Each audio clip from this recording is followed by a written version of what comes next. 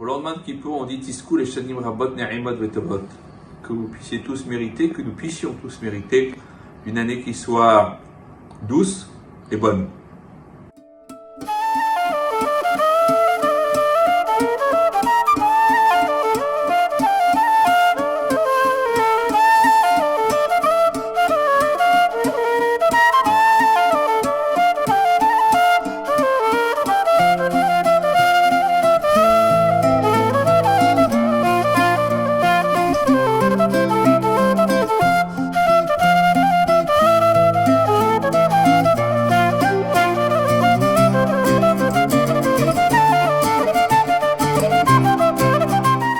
À la fin de Kippour, on termine les Yemé Adin, on termine les journées de jugement et on rentre avec Sukkot dans les journées de Simcha, de joie. On enseigne au nom du Hari Akadosh et de ses élèves que les jours de jugement sont de l'ordre du verset Semolo Tachat Roshi, sa gauche est sous ma tête. Vimino tehabekeni, et sa droite m'enlace, ça c'est Sukkot. Après les journées de jugement, il y a une hashpa'a, un dévoilement de chesed, de bonté, qui va justement provoquer cette joie infinie que nous allons ressentir au moment de Sukkot. Et évidemment, il faudrait essayer d'expliquer le pourquoi et le comment de cette joie, et notamment l'une des spécificités de Sukkot, qui est à l'époque du Beth Amikdash, que l'on espère bientôt reconstruire, eh bien, le Nisur HaMaim, les libations d'eau. Alors que toute l'année on ne fait que des libations de vin, à Sukkot on fait des libations d'eau. Le Maharal, dans son ouvrage de Gouraïe, nous dit que l'ordre de la création veut que tout aille vers le haut, puisque l'on dit Ma'alim Bakodesh Velo Moridim, on ne peut que monter vers la sainteté et jamais redescendre. Et dans l'ordre de la création, il est marqué qu'il y avait des Maïm à Tartonim, des eaux d'en bas, et des Maïm à Elyonim, et des eaux d'en haut, qui se sont séparés. Et ça allait à l'encontre de l'ordre de la création.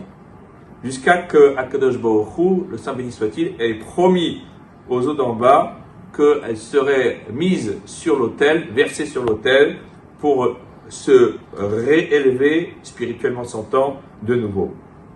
Et évidemment, il faut essayer de comprendre quel est le sens de tout cela. On enseigne au nom du Baal HaTanya, dans les Likutei Torah, que la simcha, la joie, c'est en vérité le dévoilement de tout ce qui était caché. Toute l'année, il y a ce que l'on appelle les libations de vin. C'est quelque chose qui montre un aspect spécifique. Mais Chag et Sukkot, c'est le Chag, c'est la fête par excellence.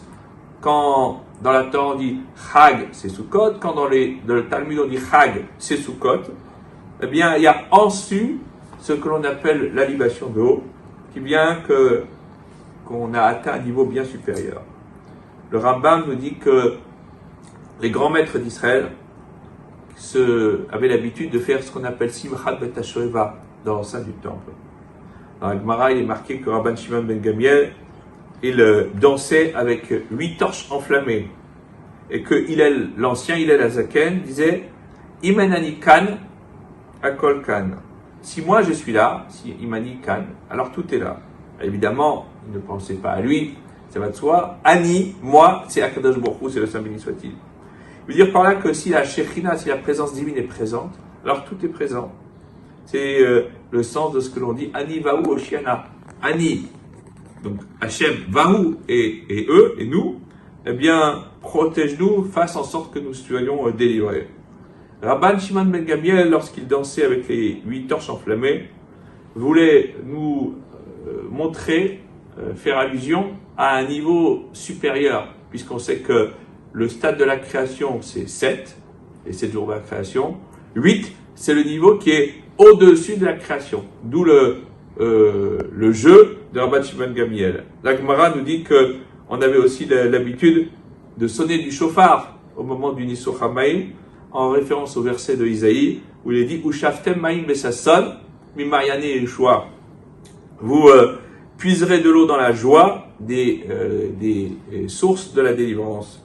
Un verset qui fait allusion au fait que viendra un temps où tout ce qui fait obstacle à l'émergence de la présence divine, à l'émergence de la sainteté divine, eh bien disparaîtra de la surface de la terre. Dans les Tikkuné HaZohar, on nous dit que les Maïm Elyonim, les eaux d'en haut font référence à la Torah chez Birtav, à la loi écrite, et que les Maïm Tartonim, les eaux d'en bas, font référence à Torah chez Béalpé. Et à Sukkot, c'est la réunification des deux, la loi écrite avec la loi orale. C'est cela qui nous amène la délivrance, c'est ça qui nous donne la simcha, la joie de la Torah, que cette joie de la Torah puisse nous permettre d'être inscrits à tous dans le livre de la vie et que grâce à cela, eh bien, nous ayons une année qui soit douce et bonne pour tout Israël et pour toute l'humanité. Amen.